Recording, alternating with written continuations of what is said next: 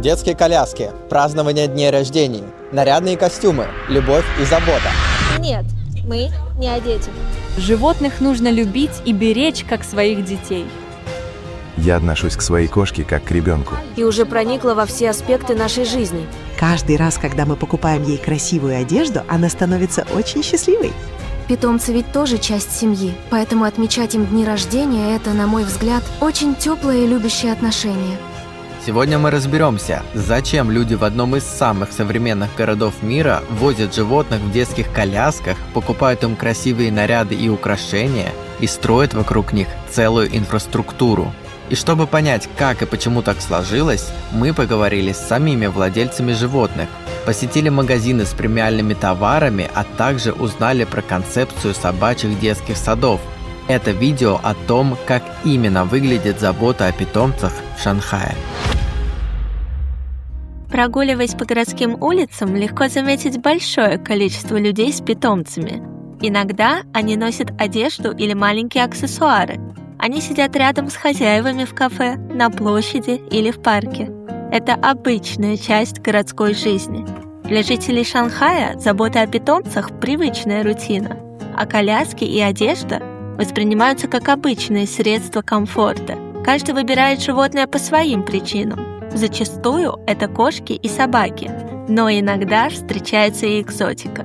Кто-то выбирает животное под ритм своей жизни, кто-то по характеру и привычкам питомца. Потому что я беру ее с собой в путешествие. Да, я раньше видел в инсте одного блогера, который путешествовал со своей леопардовой кошкой, и вот я решил завести себе такую же. Со времен пандемии, то есть около 5 лет, я все время путешествовал по Китаю, буквально всю страну объездил. С кошкой путешествовать удобнее. Потому что мне кажется, что собака по характеру более открытая и активная, когда каждый день с ней вместе, она машет тебе хвостом и прям настроение поднимается. Сначала кота купил мой парень, а потом я сама завела еще черного диванрекса и золотую короткошерстную. Одну не брала, она пугливая. Есть старший и 2 младших, мальчик и девочка. Мы с мужем очень любим собак. С детства дома были кошки и собаки, поэтому мы их обожаем. Это ведь лучшие друзья человека. Раньше питомцы воспринимались более функционально. Например, кошка должна ловить мышей, а собака сторожить двор. Многие не уделяли времени тому, чем их кормить, не говоря уже про одежду и дни рождения. Сейчас для многих питомец становится объектом заботы и источником эмоций, поднимает настроение, создает ощущение уюта и делает повседневную жизнь более живой. В Шанхае пошли еще дальше и воспринимают питомцев как полноценных членов семьи. Мне кажется, животных нужно любить и беречь, как своих детей. А у вас есть дети? Нет, пока нет. Может, в будущем появится. Так как я один, мне нужна компания. Я отношусь к своей кошке как к ребенку. Она не ест кошачий корм, поэтому я каждый день готовлю ей еду. Я беру ее с собой в поездки и на работу. И скоро мы собираемся вместе поехать за границу. Думаю, для меня он именно компаньон. Мы каждый день вместе, нам хорошо друг с другом. Он для меня как ребенок. Вы выглядите очень молодо. Есть ли у вас дети? Детей у меня пока нет, я еще учусь. Поэтому каждый раз, когда я уезжаю за границу, я очень по нему скучаю. Он уже как член семьи. Со временем ежедневная забота стала привычкой. Мы вкладываем в него столько же времени и сил, как в ребенка. Мы его очень любим и растим как маленького. Для меня это ответственность. Если питомцы воспринимают как ребенка, логично, что для них появляются и свои детские сады. Мы решили показать вам один из таких, чтобы вы сами увидели, как это выглядит изнутри. Какая главная идея у вашего магазина? Главная идея нашего магазина — ставить питомца в центр и относиться к нему как к личности. У нас все устроено похоже на детский сад. Многие хозяева днем заняты, работают, а мы присматриваем за их питомцами. Также у нас есть услуги по мытью и уходу. Каждое животное для нас как ребенок, как дорогой питомец. В отличие от многих других мест, Мы ориентируемся на ощущения питомца, а не хозяина, потому что именно он получает услугу. Нам важно, чтобы ему было комфортно, интересно и приятно. Мы стараемся создавать условия, в которых питомец чувствует себя максимально свободно и счастливым. Какую конкретно заботу вы оказываете собакам, которые попали к вам? Мы следуем естественным склонностям каждого питомца. Например, Джек Рассел очень активный, любит играть.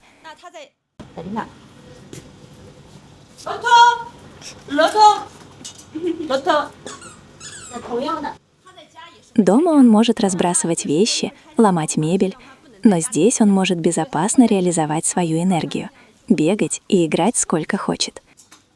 Другие собаки любят спокойствие. Для них мы создаем отдельные места.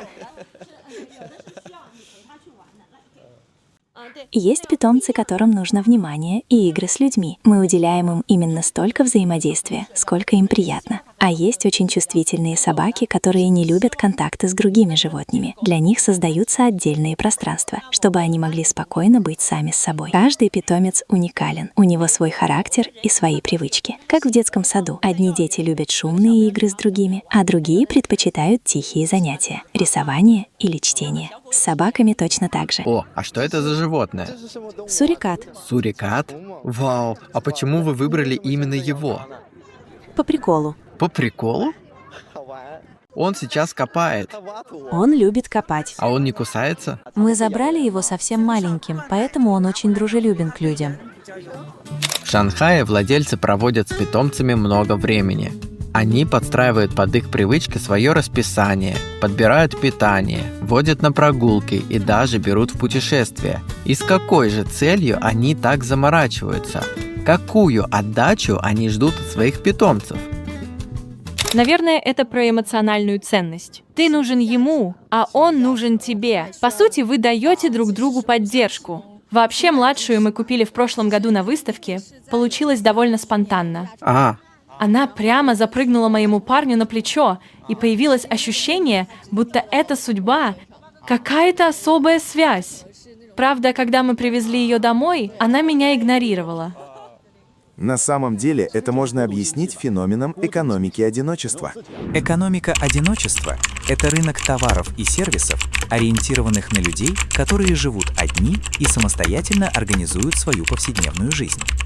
В Китае это уже огромный сегмент – от компактного жилья и индивидуальных форматов потребления до цифровых платформ вроде Meituan и Alibaba Group, которые закрывают потребности человека в комфорте, удобстве и ощущении связи с окружающим миром.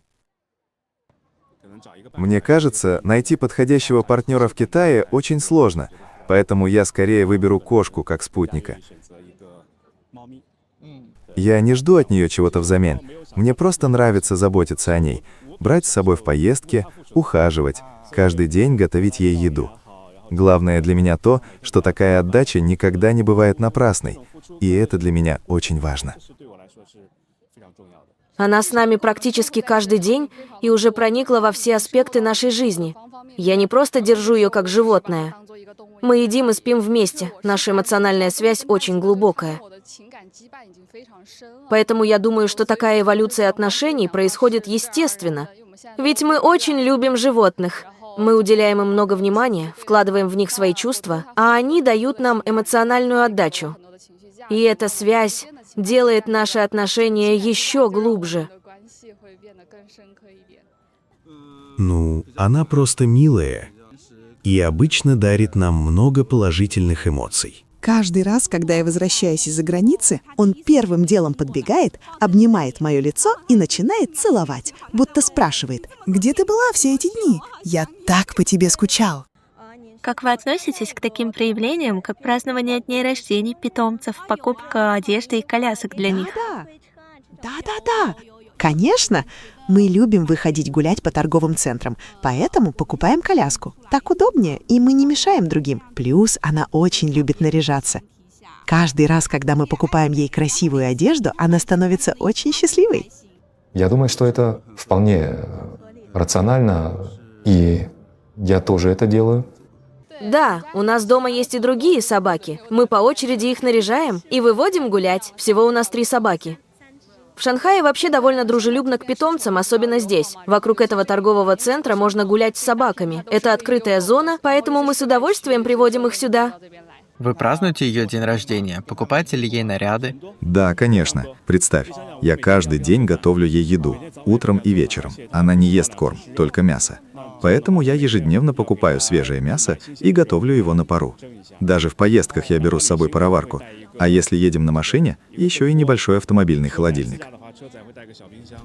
Такая забота о питомцах стала привычной частью жизни для многих владельцев. Они сами принимают решение, сколько внимания уделять животному и как с ним жить. Но для людей старшего поколения подобный подход часто выглядит непривычно.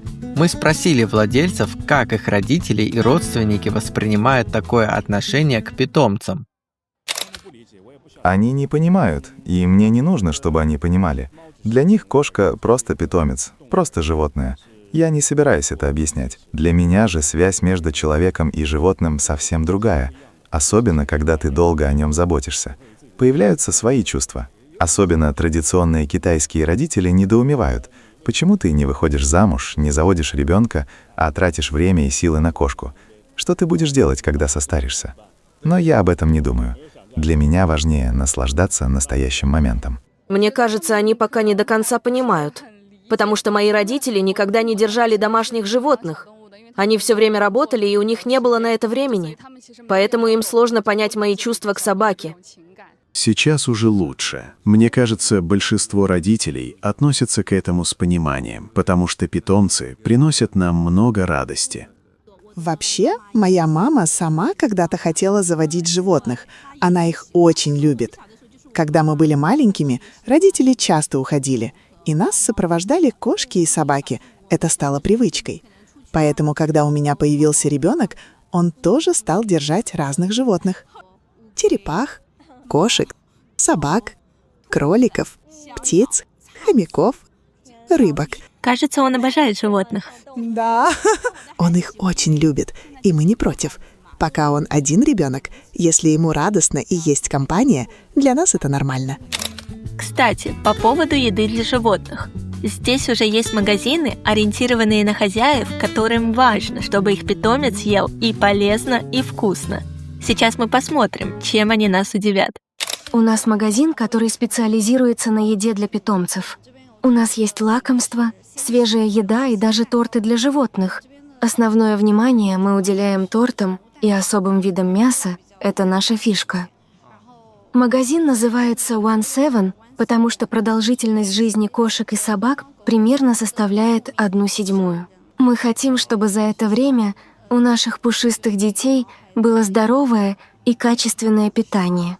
Как мы выяснили, этот магазин специализируется на том, чтобы для своих животных хозяева могли покупать не только здоровую, но и очень вкусную еду. И тут очень много изысков. Например, мы можем увидеть, что здесь есть мясо птицы, страуса с корицей.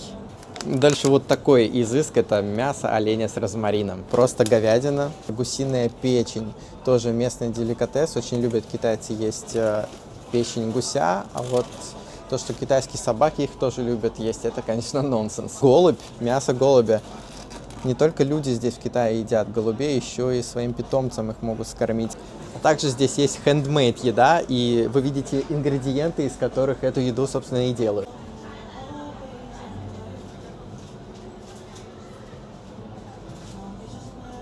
В Китае очень популярна сладость фруктов карамели, и вот это аналог для домашних питомцев. Здесь тоже присутствуют разные деликатесы для собак. Например, вот этот, он состоит из куриной грудки и различных ягод.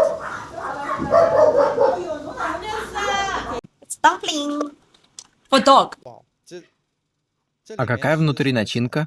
Ой, начинка очень богатая. Утка, куриные сердечки, креветки, спаржа, свекла. Я еще добавляю козье молоко и пробиотики.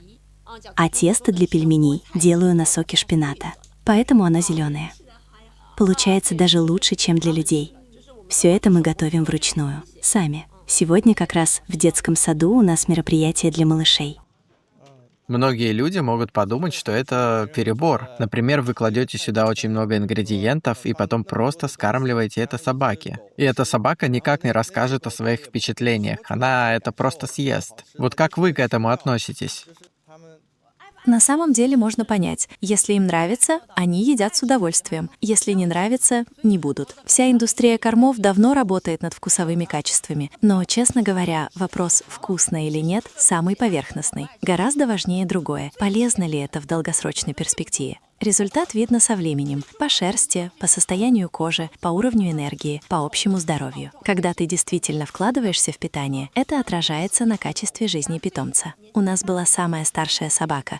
Она ушла в прошлом году в возрасте 23 лет. И сейчас цель у многих владельцев не просто 10-15 лет. Раньше говорили, маленькие собаки живут чуть больше 10, крупные около 10. Сейчас мы шутим, гарантируем 20, стремимся к 30. Дожить до 20 с лишним — это уже реальность, а дальше как получится. Хорошее питание с детства — это база. Может показаться, что ты тратишь больше, но в итоге экономишь. Почему? Потому что меньше визитов к ветеринару. А лечение животных, честно говоря, иногда обходится дороже, чем лечение людей. Видите? Они уже спорят между собой. Вот такие они.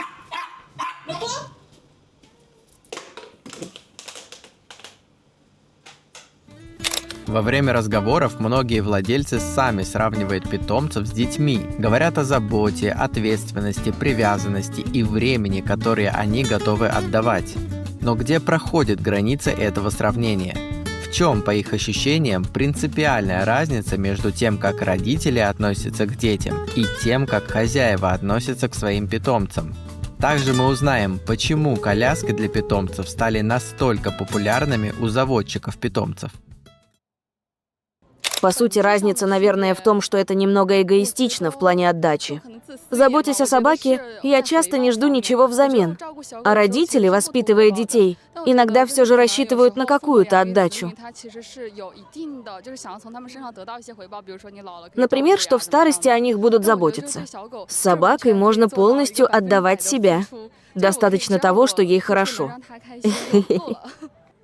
А если заводить ребенка, нужно вложить слишком много сил и времени, и это иногда может повлиять на работу и карьеру. Да. С собакой таких забот меньше, зато эмоциональной отдачи больше, поэтому я выбираю собаку. Сейчас всем нужна такая компания. Когда много работаешь, в свободное время можно поиграть с собакой. И становится очень радостно. Она и не требует ничего взамен, очень... Да-да-да, очень преданная. Да, очень преданная и невинная. Когда вы выходите на прогулку, всегда ли держите собаку в коляске? Да, в основном так. Лично мне кажется, собакам было бы полезнее двигаться и бегать. Просто собака у нас довольно активная, поэтому иногда даем ей побегать, размяться.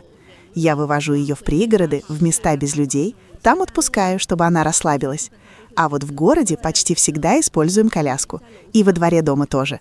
Так безопасней и для нее, и для окружающих. Это своего рода ответственное отношение. А вы обычно именно в таком виде берете ее с собой гулять? Да, в коляске. А разве ваша собака не любит бегать? Любит, но не в людных местах. Он бегает там, где нет людей. Позвольте поинтересоваться, это же торты для питомцев, верно? Да. То есть хозяева покупают их своим питомцам на дни рождения? Да. Как вы к этому относитесь? Мне кажется, это очень хорошо. Питомцы ведь тоже часть семьи, тоже родные. Поэтому отмечать им дни рождения — это, на мой взгляд, очень теплое и любящее отношение. Да, потому что сейчас для нас они действительно как дети. Вот посмотрите, это фотографии с его дня рождения, который был недавно. Мы прямо здесь устроили для него вечеринку. Это все его друзья. Джек и Лотта. Это его друзья. У него был день рождения, и раньше мы уже проводили здесь праздник, поэтому украшения я пока не убрала. Он только что отпраздновал свой первый день рождения. Мы устроили довольно большой праздник, и также мы делаем торты для питомцев и все подобное. Когда в первый раз видишь день рождения собаки с тортом, шариками и подарками, первая реакция обычно скептическая. Кажется, что людям совсем нечем заняться. Но в Шанхае такие праздники проходят постоянно, и выглядят они при этом очень серьезно. И самое удивительное, это поднимает настроение. Тут все продумано. Питомцев наряжают, фотографируют, а некоторым ведут страницы в соцсетях, где можно следить за их жизнью. А вы сами держите питомца? Да, у меня дома 2 собаки. А что думают ваши родители? Просто сейчас существует тенденция сокращения рождаемости среди молодежи, а многие взамен выбирают собак. Как вы думаете, с чем связано это явление? Например, с урбанизацией или изменением в системе ценностей людей?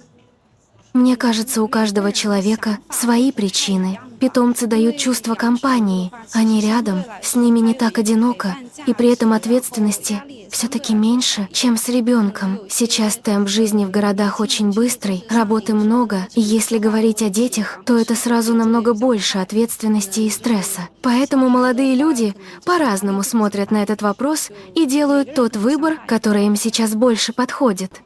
А покупаете ли вы сами для своих собак одежду, торты, Да, коляски? и одежду, и торты все покупаем. А как к такому проявлению любви относятся ваши старшие родственники или друзья? В моем окружении почти все семьи с питомцами. И мои родители тоже очень любят животных. Поэтому в целом все относятся к этому поддерживающе и дружелюбно. Мы находимся в известной сети кофеен. Здесь есть такой автомат с водой для питомцев.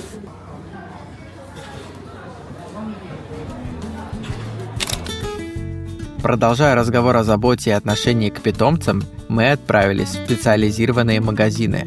Здесь продается целый набор вещей, которые формируют повседневную жизнь животных в городе. На полках одежда для разных сезонов, украшения, поводки, переноски, коляски и аксессуары для дома. Многие вещи подбираются по характеру питомца, его привычкам и образу жизни владельца. Для хозяев это не выглядит как излишество. Такая атрибутика воспринимается как продолжение заботы, способ сделать прогулки удобнее, поездки безопаснее, а пребывание в городе более комфортным для животного. Отдельное внимание уделяется внешнему виду. Одежда и украшения здесь не редкость, а часть городской культуры, в которой питомец становится полноценным участником общественного пространства. Прогуливаясь по этим магазинам, становится понятно – речь идет о сформированной инфраструктуре и спросе, за которым стоит устойчивый образ жизни и определенное отношение к животным. Костюмы для собак довольно неплохого качества. Вы также можете со своим питомцем носить парные костюмы домашние.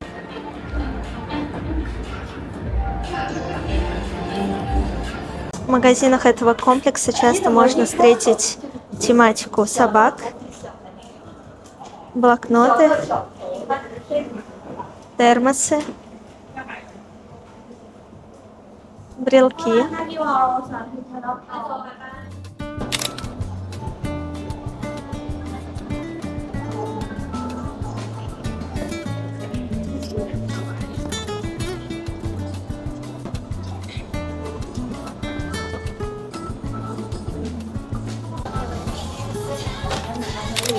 Кстати, в этом заведении также есть салон красоты для собак.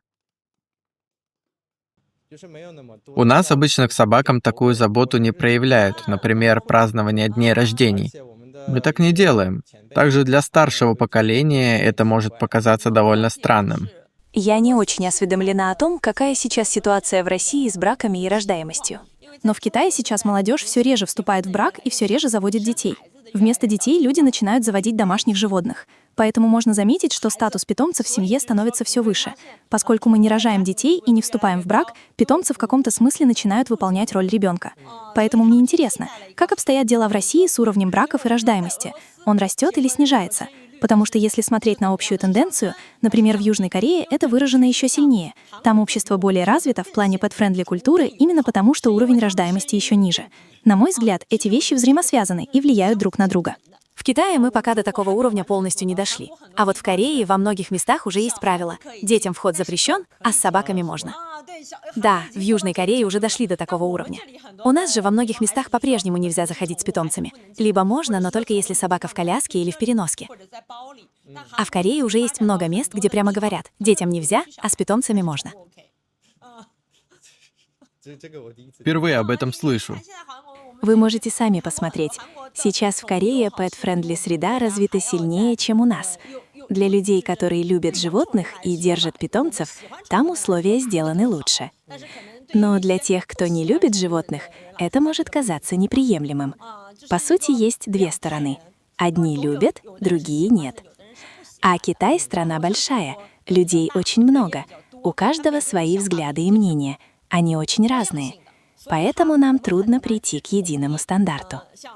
В Корее население меньше, поэтому продвигать такие изменения проще. А у нас слишком много людей. Сложно угодить всем. Все-таки 1 миллиард и 400 миллионов человек. Если условно половина страны любит животных, а половина нет, то такие решения продвигать сложно. В небольшой стране это проще реализовать и контролировать. Думаю, в этом причина.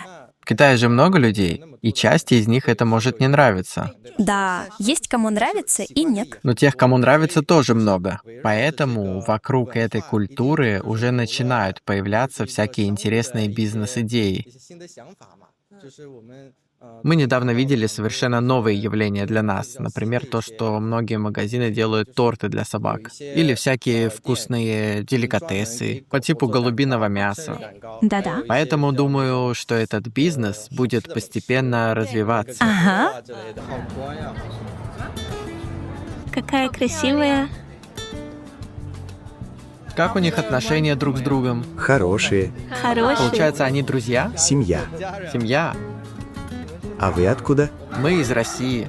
Вы хорошо говорите по-китайски. Спасибо.